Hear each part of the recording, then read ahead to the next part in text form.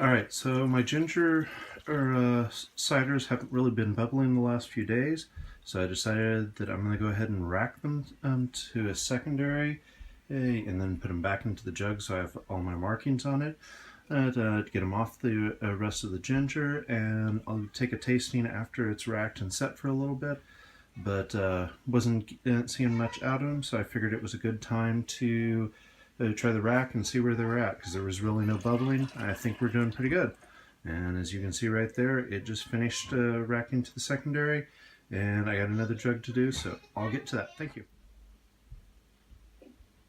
Alright, so I've got the first of my ciders, or the ginger ciders. This is the one that used the cuvee yeast, the EC1118, that blew up on me, and so this is what was remaining of it. After 2 weeks, we found it's a little bit dry of just tasting it. It hasn't cleared up very well, so I'm going to take the rest of this bottle of honey. Looks like I might have a half pound. I'm looking at 8.18 or 8 1/8 of an ounce in there right now. I'm going to pour it in, and we'll see where I'm afterwards and get an idea of how much honey I added into it. And then I'm going to let it ferment for a few more days to incorporate the honey fairly well, and then try to cold crash it, and hopefully we'll get it a little bit sweeter and maybe a little bit higher alcohol content. So I'll come back right after I put the honey in, and we'll see how much the jar weighs with what's left.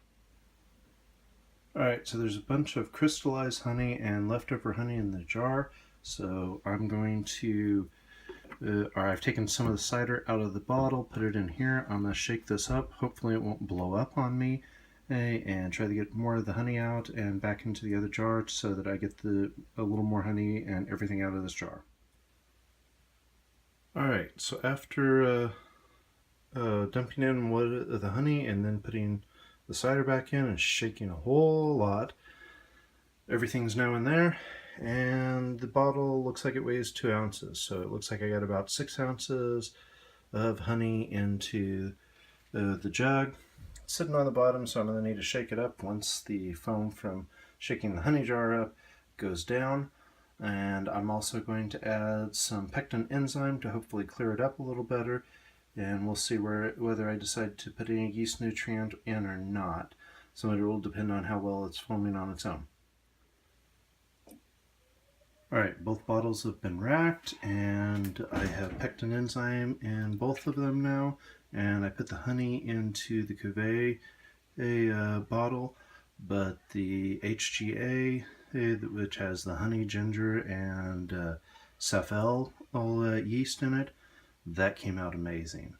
Really a sharp ginger to it.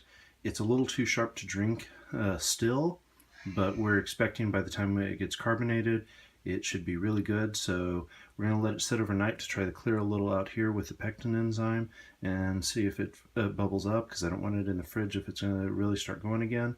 And if tomorrow it's still in a pretty good state and no additional bubbles, it's going in the fridge to cold crash. Really nice when in 2 weeks I can have it ready to cold crash, and then hopefully after 3 to 7 days I can hopefully I can bottle these and start drinking in another week based on how long it takes to really carbonate them.